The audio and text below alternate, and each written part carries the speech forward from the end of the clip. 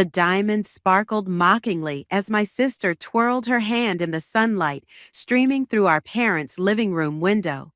That's when I first felt something was terribly wrong. I'm Brinley, and I've spent 29 years being the family's afterthought. The less pretty one, the less successful one, the less everything compared to my perfect sister Amelia. But I thought I'd finally broken free from her shadow when Riker proposed to me 6 months ago. It's just so romantic, Amelia gushed, still admiring her hand. The way he surprised me at the gallery opening last night. I mean, who proposes with their sister's old engagement ring? My stomach dropped. What are you talking about? She blinked those wide, innocent eyes at me. Oh, didn't Riker tell you? He said you two had talked it through and decided to call things off. That you agreed the ring would be perfect for me instead. He what? My voice came out as a whisper. I grabbed my phone, hands shaking as I pulled up Riker's number. Straight to voicemail. Don't be dramatic, Brinley, my mother called from the kitchen. You know your sister and Riker have always had a special connection. Remember when they dated in college? Of course I remembered. Amelia had dated him first, then dumped him when a richer prospect came along. I'd helped pick up the pieces, and over 3 years, friendship had blossomed into love. Or so I'd thought. Where's my ring, Amelia? I demanded, standing up. The one that was in my jewelry box this morning? She shrugged, that familiar smirk playing at her lips. Like I said, Riker gave it to me. Maybe check your messages? I'm sure he tried to explain everything. I ran upstairs to my old bedroom, where I'd been staying while apartment hunting. My jewelry box sat open on the dresser, empty except for a folded note in Riker's handwriting. I'm sorry. Amelia and I realized we never got over each other. You'll understand someday. My phone buzzed with a text from my best friend, Piper. Girl, you need to check Instagram right now. There it was, a perfectly staged photo of Amelia and Riker kissing in front of a wall of roses, my ring prominent on her finger. The caption read, "When you finally get your happily ever after with your soulmate, use second chance romance." I barely made it to the bathroom before throwing up. Honey? My mother's voice drifted up the stairs. Amelia's wondering if you'll help with the wedding planning. She says you have such good taste in centerpieces. I slumped against the cool tile wall, remembering all the times Amelia had taken what was mine. My favorite toys as kids, my prom date, my dream college. She transferred there after I got accepted. But this was different. This wasn't just about Riker. Something felt off about how desperately she'd wanted this specific ring. My phone buzzed again. An unknown number. Ms. Hayes, this is Desmond O'Connor, your grandmother's attorney. We need to discuss the ring immediately. There are things you don't know. What things? I typed back. Not over text. Meet me tomorrow, 10 a.m., my office. And whatever you do, don't let your sister leave the country with that ring. I heard Amelia's laugh floating up from downstairs, followed by the sound of our mother fawning over wedding magazines.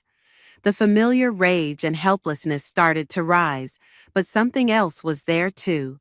A spark of determination I'd never felt before. I pulled up Piper's number. I need your help, I said when she answered. Remember how you always said karma would catch up with Amelia someday? I think it's finally happening. I'm on my way, Piper replied without hesitation. And Brinley, bring your grandmother's old diary, the one Amelia's been trying to get her hands on for years. I have a feeling we're going to need it. I hung up and walked to my closet, pulling out the worn leather journal I'd kept hidden since Gran's funeral. Amelia's voice carried up again, now discussing honeymoon destinations with our mother. Let her plan. Let her think she'd won again. For the first time in my life, I felt something shifting inside me. This wasn't going to be like all the other times I'd stepped aside to keep the peace. This time, I was going to fight back. I just didn't know yet how much that fight would change everything. The church bells seemed to mock me as I slipped into the back pew. 3 weeks. That's all it took for my sister to plan the perfect wedding, while I sat in the audience wearing a dress I'd originally bought for my own rehearsal dinner. You're stronger than I'd be, Piper whispered, squeezing my hand. I still think we should tell everyone what we found in your grandmother's diary. I shook my head slightly. Not yet. Desmond says timing is everything. The wedding march began, and Amelia floated down the aisle in what I recognized as a modified version of our grandmother's dress, another thing she'd taken without asking. But it was the ring on her finger that made my heart race, the ring that, according to Desmond, contained more than just diamonds. Dearly beloved, the priest began, but I was watching Riker's face. He wasn't looking at Amelia with love. He was scanning the crowd, his expression more calculating than adoring. When his eyes met mine, he quickly looked away. "Did you see that?" Piper murmured. Before I could respond, someone slipped into the pew beside me. "Ms. Hayes," Desmond whispered, "we have confirmation. They're planning to leave for their honeymoon tonight, private jet to Switzerland." "Switzerland?" I hissed. But they told everyone they were going to Hawaii. Because Switzerland has certain banking laws that would make it very convenient to access hidden accounts. Desmond passed me a folder. "Your grandmother was more clever than anyone knew. That ring contains coordinates to something that could change everything. If anyone has any reason these two should not be wed," the priest's voice rang out, "speak now or forever hold your peace." I gripped the folder tightly, thinking of all the times I'd held my peace, all the times I'd watched Amelia take and take while our mother applauded her nerve. The moment passed. They exchanged vows. Riker's hands shook as he slipped a second band onto Amelia's finger to join my grandmother's ring. At the reception, I watched them work the room like professionals. Amelia, touching her ring constantly. Riker, having intense whispered conversations with groomsmen I'd never seen before today. "Brinley," Amelia's voice cut through my observations. "Come take a photo with your favorite sister." I plastered on a smile and moved toward her. As she pulled me close, she whispered, "I know you're up to something, but you've already lost, just like always." "Smile," the photographer called. I did smile, thinking of the documents in Desmond's folder. "You know, Amelia, I've been meaning to ask, did you ever wonder why Gran left me her diary but gave you nothing?" Her grip on my arm tightened painfully. "What are you talking about?" "Oh, just something interesting I read about the family estate in Switzerland, the one you think nobody knows about." The color drained from her face. "You're lying. There's nothing." "Ladies!" Our mother appeared, champagne in hand. "Amelia, darling, it's time for the father-daughter dance." As Amelia was whisked away, Piper appeared at my elbow. "The documents are copied and filed. Desmond's contact at the airport is ready. Should I call them?" I watched Amelia dance, her ring catching the light. "Not yet. Let them get on that plane thinking they've won. Let them find out mid-flight that their Swiss accounts are frozen and their little scheme is about to blow up in their faces." "You're scary when you're plotting revenge," Piper grinned. "I love it." The reception wound down. I hugged Amelia goodbye, whispering, "Enjoy Switzerland, sis." The flash of panic in her eyes was worth every second of the past 3 weeks. As their car pulled away, Desmond approached with his phone out. "Your grandmother's estate lawyer in Geneva is ready. Once they land, everything will be in place. Are you sure you want to go through with this?" I thought of the diary entries I'd read, of our grandmother's careful plans to protect the family legacy from those who would abuse it, of how she'd watched Amelia's behavior over the years and made her choice about who to trust. "They thought I was the weak one," I said, watching the taillights disappear. "The quiet one who would just accept whatever happened. They never wondered why Gran spent so much time teaching me about the estate management, about investments, about building something meaningful. My phone buzzed. A text from an unknown number. Plane tracking activated. Will alert when they cross into Swiss airspace. Now we wait, Piper said, linking her arm through mine. How long until they realize that ring is more than just jewelry? I smiled, thinking of the microscopic USB drive hidden in the setting. Oh, I'd say somewhere over the Atlantic, they'll figure it out. And by then, it'll be too late. They've just reached cruising altitude, Piper announced, watching the flight tracker on her laptop. We'd set up a command center of sorts in my apartment, with Desmond pacing by the window and his assistant monitoring various feeds. My phone rang, a video call from Amelia. I put it on speaker. "What did you do?" she snarled, her face illuminated by the airplane's dim lighting. "Our cards were just declined at the airport lounge." "Really? How embarrassing for you." I kept my voice light. "Have you taken a close look at that ring yet?" Riker's face appeared next to hers. "Brinley, whatever game you're playing." "Oh, like the game where you stole my ring and married my sister? That kind of game?" Amelia's face contorted. "The ring. What's wrong with the ring?" "Maybe you should ask Gran's Swiss lawyer when you land. I'm sure he'll be very interested in meeting you." The video shook as Amelia presumably yanked the ring off her finger. "Riker, look at this. There's something in the setting." I watched their faces as realization dawned. The tiny seam in the platinum band, the hidden compartment that had been there all along. "Impossible," Riker muttered. "The documents were supposed to be in the safe?" I finished for him. "The one you two broke into last month? Gran was smarter than that. She knew exactly who would try to steal her legacy." Amelia's face went from angry to pleading. "Brinley, please, you don't understand. We needed. What I understand is that you both thought you could access Gran's Swiss accounts if you had this ring. What you didn't know is that she left everything to me 6 months ago. The estate, the accounts, all of it." "That's not possible," Amelia shrieked. "Mother said I was getting the inheritance." Desmond stepped into frame. "Actually, Miss Hayes, your grandmother was quite clear. The estate goes to Brinley, along with full control of the family's charitable foundation." The plane's captain's voice crackled in the background, announcing turbulence. Amelia ignored it. "We're already over the ocean," she hissed.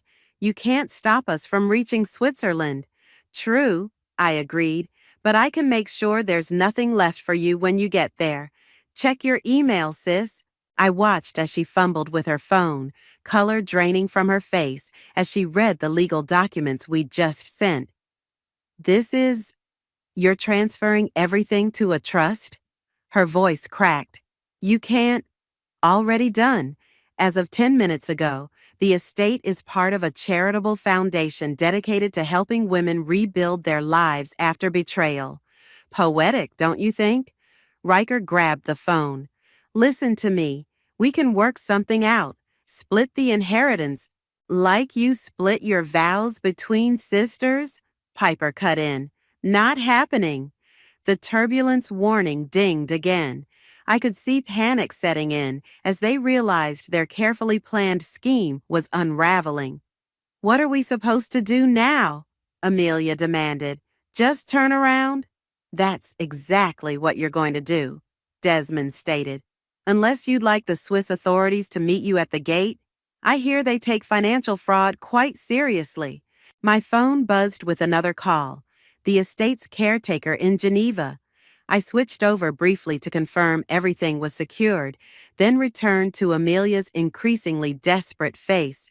"You've ruined everything," she sobbed. "Mother will never forgive you." "Funny, I was just thinking the same about you." I leaned closer to the camera. "By the way, I've arranged for a car to pick you up when you land. It'll take you straight to your new apartment." "What new apartment?"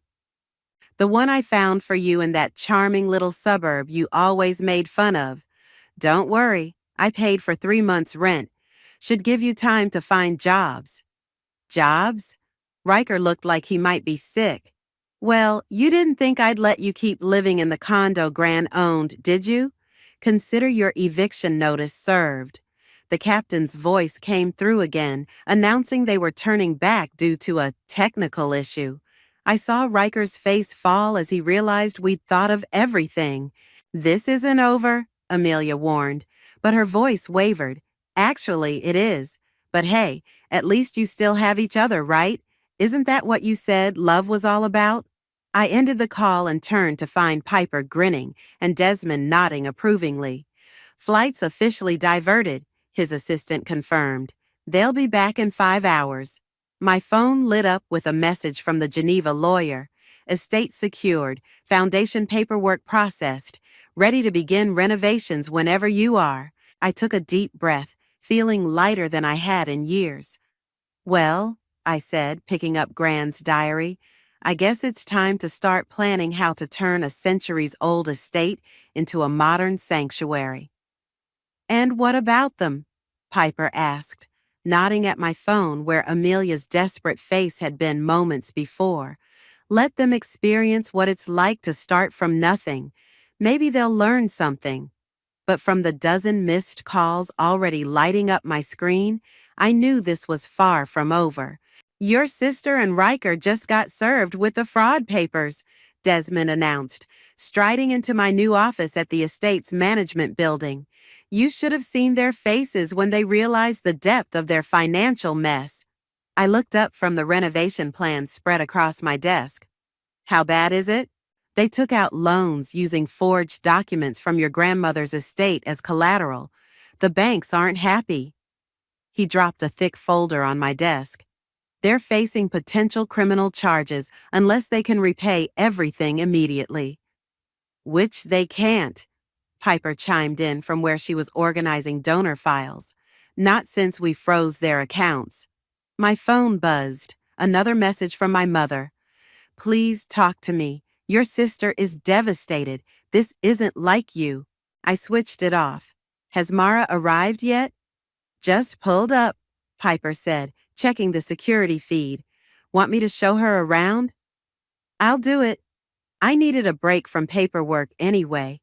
Mara was exactly as I remembered her from our brief meeting at a women's business conference, sharp, confident, and radiating competence. She took in the sprawling estate with an appraising eye. So this is where you want to build the sanctuary? She asked as we walked the grounds. The main house has 30 rooms, I explained. We can convert it into temporary housing for women rebuilding their lives after betrayal or abuse. The East Wing will be for counseling and legal services. And you're sure about using your own story in the marketing? Before I could answer, a commotion erupted at the front gate. Amelia's voice carried across the lawn, shrill and demanding. Let me in. This is my family's property. I nodded to security to let her through. She stormed up the path, mascara streaked down her face, clutching a stack of papers. Is this some kind of joke? She thrust the documents at me. They're saying we owe millions. They're threatening to arrest Riker. Fraud tends to have consequences, I replied calmly. Mara watched with interest as Amelia's face reddened. You have to help us, she pleaded. Mother can't even look at me now that everyone knows what we did. Riker's firm put him on leave. We have nothing. Funny how that feels, isn't it?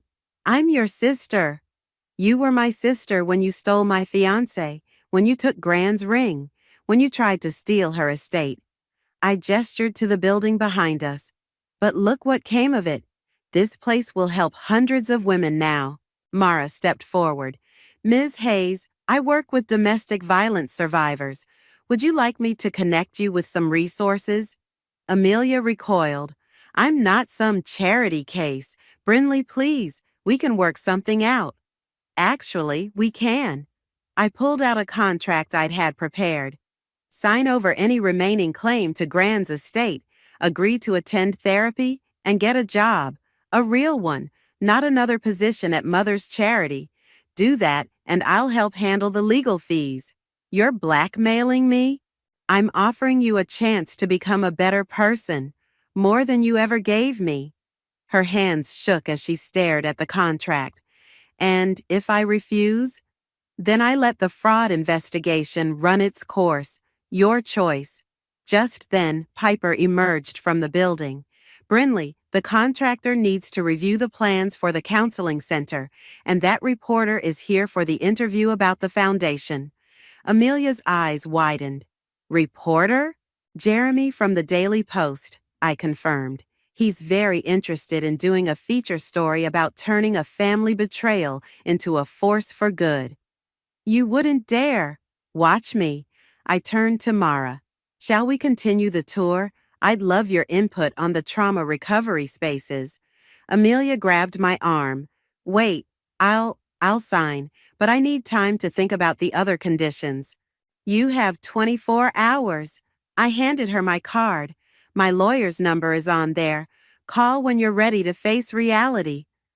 As she walked away, shoulders slumped, Mara nodded approvingly. You're handling this better than most would. I had a good teacher, I said, thinking of Grand's diary entries about forgiveness and growth. Sometimes people need to lose everything to find their way. Speaking of finding ways, Piper called out, Jeremy's asking if you're ready to tell your story. Are you sure you want to go public with all of this? I looked at the estate, imagining it filled with women reclaiming their lives. Thought of all the others out there who needed to know they weren't alone. Yes, I said firmly. It's time everyone knew exactly what happened here and what's about to happen next. Mara smiled. Well then, let's make sure we give them something worth talking about. We walked back toward the building, leaving Amelia's diminishing figure behind us. The weight of her betrayal was finally lifting, replaced by something stronger, purpose. The first residents arrive tomorrow, I told Jeremy as he set up his recording equipment in the newly renovated main hall.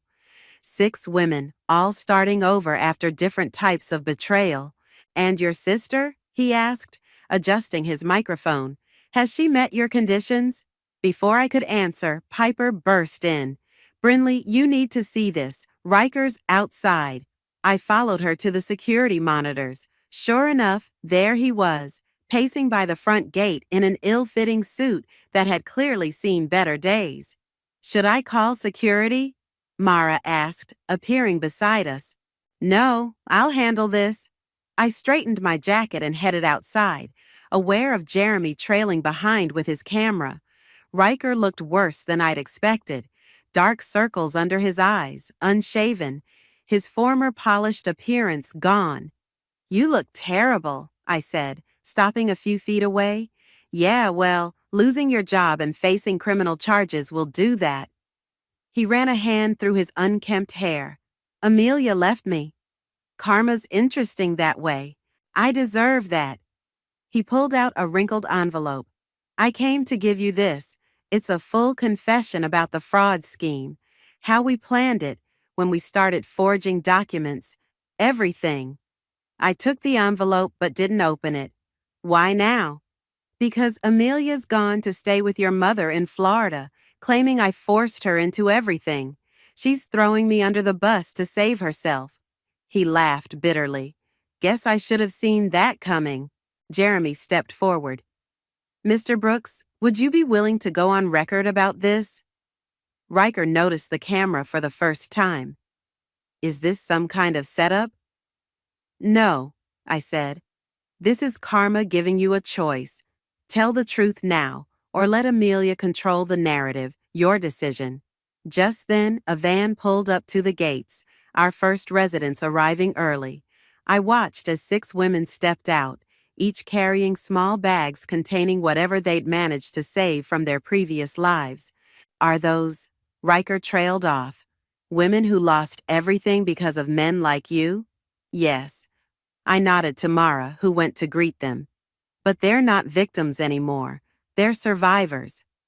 One of the women looked our way, and I saw Riker flinch at the recognition in her eyes. Sarah, he whispered. Your former secretary, I confirmed. The one you fired after she rejected your advances. She's our new administrative director. Sarah walked over, head high. Hello, Riker. You're looking different. He took a step back. I should go. Actually, Jeremy interrupted, I think these ladies might have something to say about men who abuse their power. Care to stick around for that interview? Riker's face paled. Brinley, please. I know I hurt you. This isn't about me anymore. I gestured to the estate. This is about every woman who's been betrayed, manipulated, or discarded. Your confession can help us show others they're not alone. Sarah crossed her arms. I'll go first, if you're ready, Jeremy. One by one, the other women joined us, forming a semicircle around Riker. Each had a story. Each had lost something, jobs, homes, dignity, and each was here to reclaim their power. Okay, Riker said quietly.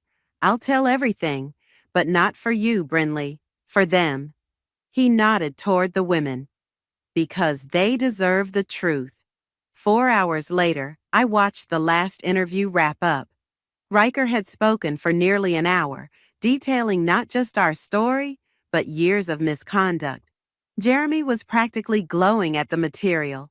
This will make one hell of a story, he said, packing up his equipment.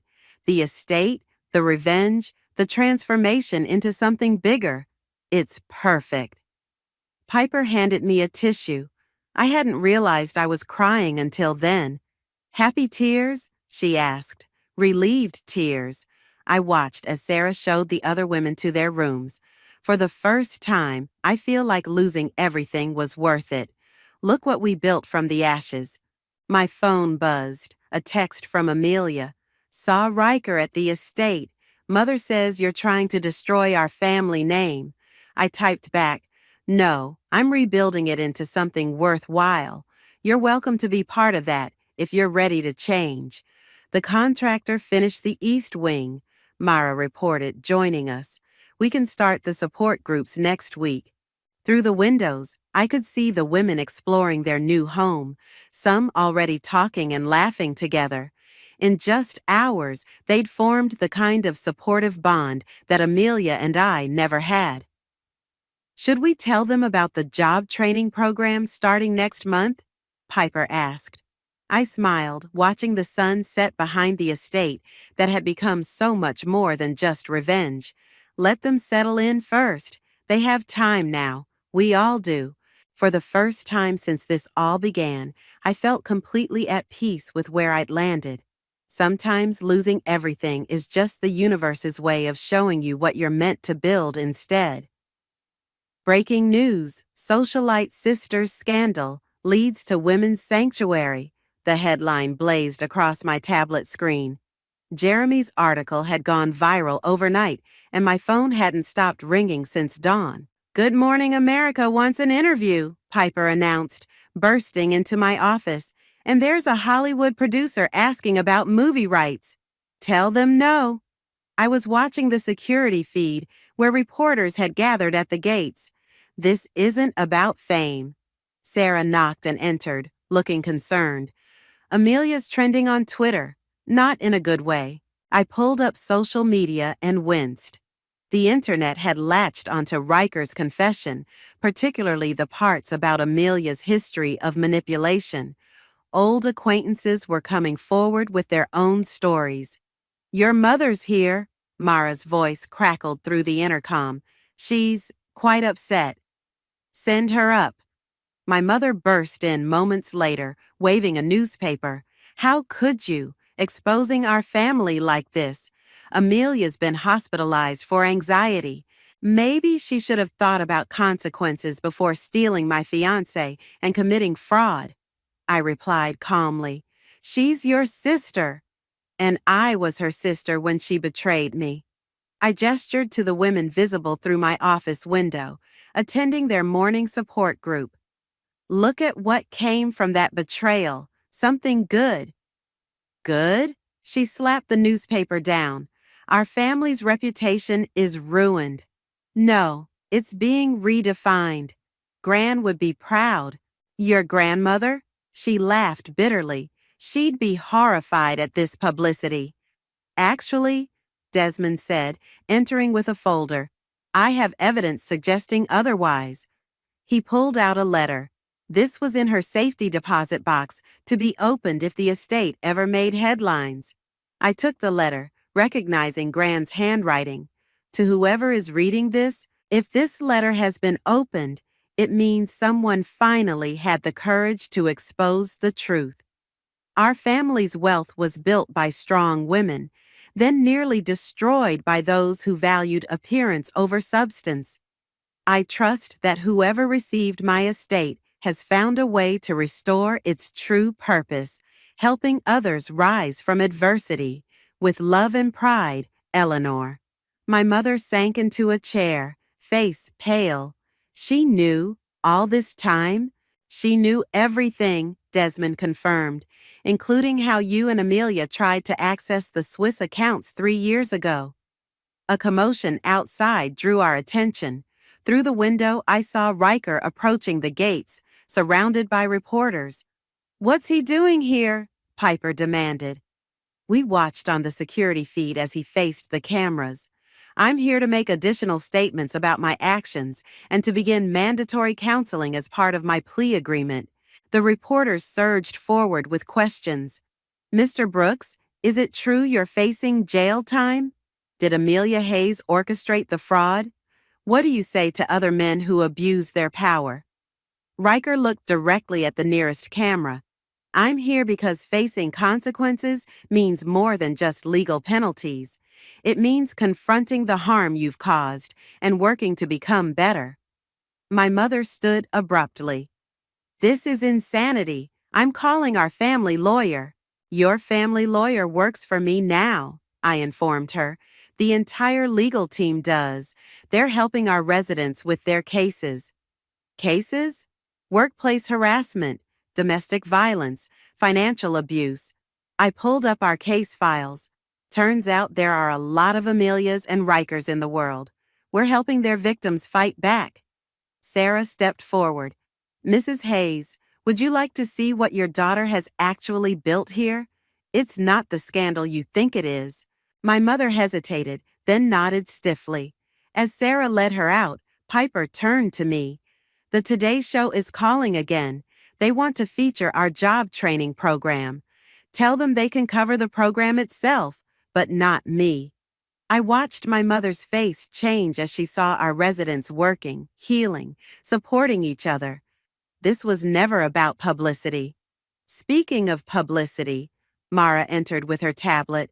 Amelia just posted online. You might want to see this. It was a video, filmed from what looked like a hospital room. My sister, makeup-free and looking genuinely vulnerable for the first time I could remember, stared into the camera. I've spent my life taking what wasn't mine, she began. It's time I faced that truth. I closed the tablet. Send it to Jeremy. Let him verify if she's sincere. And if she is? Piper asked, looking out at the estate, at the women rebuilding their lives, at my mother finally seeing the truth. I thought about Gran's words about rising from adversity. Then we'll help her rise too, I decided. That's what we do here. Because sometimes the greatest revenge isn't destruction. It's creating something so powerful that even your enemies want to be part of it. The autumn wind rustled through the estate's gardens as I waited for Amelia to arrive. After 3 months of therapy and community service, she'd finally asked to meet face to face. Are you sure about this? Piper asked, adjusting the security cameras. Last time you were alone with her, she stole your ring. She's not the same person anymore. I watched a familiar car approach the gates. Neither am I. Amelia stepped out looking nothing like the polished socialite she'd once been. Simple jeans, minimal makeup, hair pulled back naturally. She carried a cardboard box. The cameras are rolling, Sarah reminded me through my earpiece. Just in case. I met Amelia at the garden bench where Gran used to read to us as children. She set the box down carefully. You look Healthy, I offered. Therapy helps. She managed a small smile. So does working at the women's shelter. Real work, not just charity galas. I heard you're leading support groups now. Turns out I'm good at helping other recovering narcissists. She pushed the box toward me. These belong to you. Inside were photos, jewelry, even childhood toys, things she'd taken from me over the years. At the bottom lay Gran's ring. Riker had it in his apartment, she explained. I got it back before he started his jail time. I lifted the ring, remembering how different everything had been when it was last in my possession. Why now? Because I finally understand what Gran was trying to teach us. Amelia's voice cracked. She left you the estate because you knew how to help people, not just use them. A group of residents walked past, heading to their afternoon classes. Some nodded to me, but several glared at Amelia. They hate me, she observed quietly. They hate what you represented, the person who took advantage of others without consequence. Like I did to you. She wiped her eyes. I saw the latest segment about the sanctuary on TV. 43 women helped in 3 months. 200 more on the waiting list. We're opening a second location next spring. Using the money from my frozen accounts? And Riker's seemed fitting. She nodded, then pulled out an envelope. My therapist helped me write this. It's everything I never said. About why I hurt you, why I was so desperate to have what you had. I don't need, please. She pressed it into my hands. I know it doesn't fix anything, but you deserve to understand. Just then, my mother's voice carried across the garden. Girls, what are you doing out here? She approached cautiously, looking between us. 3 months of seeing the sanctuary's work had softened her, but she still struggled with our new reality. Amelia was just returning some things, I explained. Including my pride, Amelia added. She turned to our mother. Mom, I need to say something. Darling, you don't. I do. You helped make me what I was, always praising my manipulation, rewarding my cruelty. We need to talk about that, in therapy, together. Our mother's face crumpled. I never meant, I know, but meaning well doesn't excuse the damage. Amelia stood. My counselor has openings on Thursday. I watched my mother's internal struggle play across her face before she nodded slowly. Good, Amelia said, because I'm tired of being the person you raised me to be. She turned back to me. And I'm sorry I tried to destroy the person Gran raised you to be. My earpiece crackled. Incoming call from the governor's office, Sarah announced. They want to discuss state funding for expansion. Tell them I'll call back. I studied my sister's face, seeing genuine remorse for the first time. Would you like to see what we've built here? Really see it? I'd like that. She glanced at the ring in my hand. What will you do with it? I slipped it onto my finger, feeling its weight. Keep it as a reminder, not of what I lost, but of what I found. And me? What happens to me now? I thought of Gran's words about rising from adversity. That depends on you. We have a program starting next month, teaching women to recognize toxic patterns in themselves and others. We need peer counselors. You'd trust me with that? Trust is earned, but everyone deserves a chance to earn it. Our mother stepped forward. Both of you deserve better than what I gave you. Then help us do better, I said. The sanctuary's not just for victims, it's for anyone ready to change. Amelia picked up her empty box. I'd like to try, if you'll let me. Thursday. Our mother agreed quietly. We'll start on Thursday. As we walked toward the main building, I felt the weight of years of resentment beginning to lift, not forgotten, but transforming into something else, something that might eventually heal us all. Because sometimes the people who hurt you the most are the ones who need healing themselves. And now, To present our Humanitarian of the Year award, the announcer's voice echoed through the grand hall.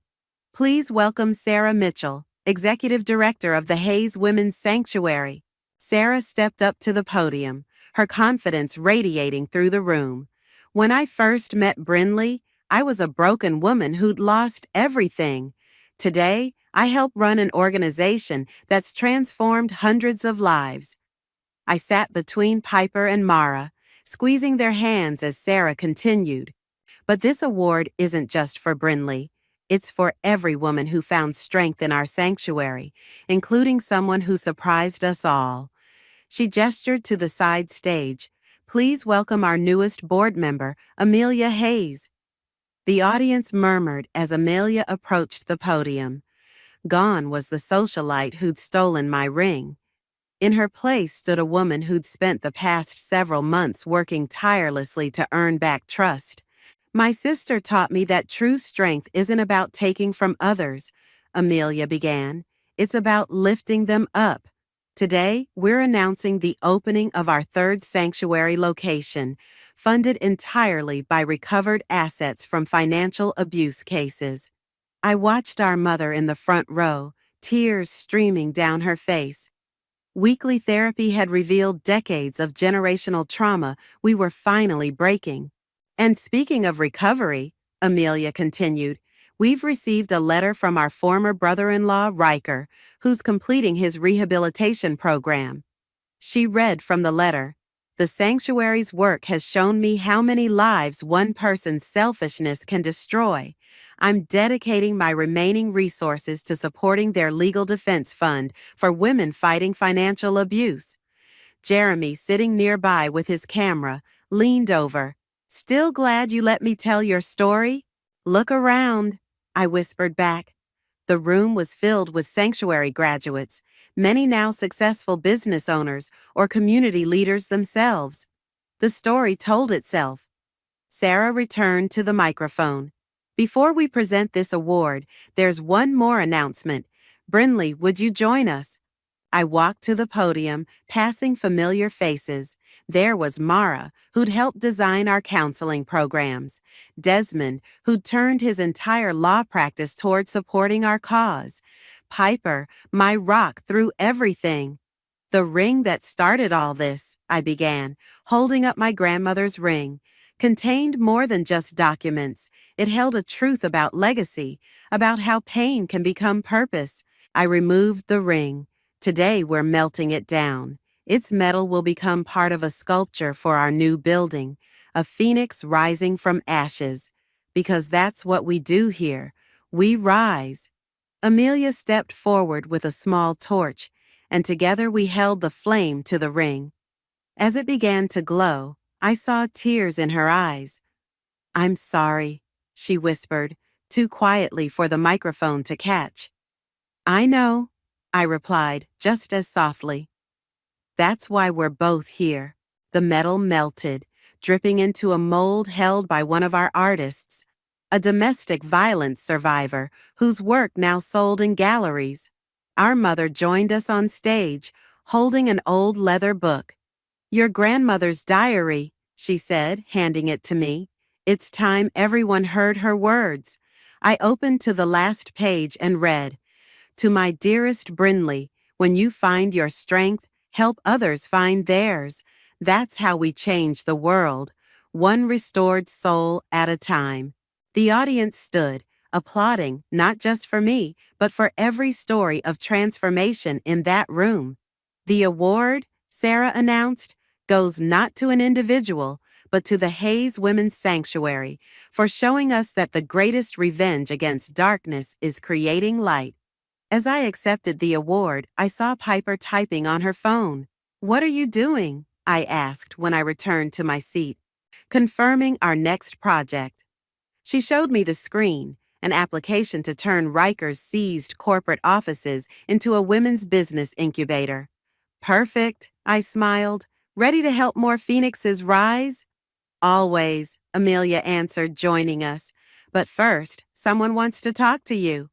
She nodded toward the back of the room, where a young woman stood nervously clutching a familiar-looking ring. Her fiancé took everything, Amelia explained. She found us because of the article Jeremy wrote.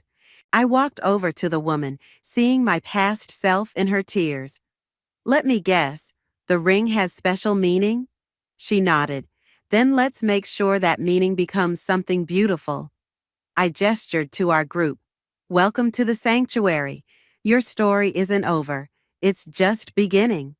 Because sometimes the best endings aren't endings at all.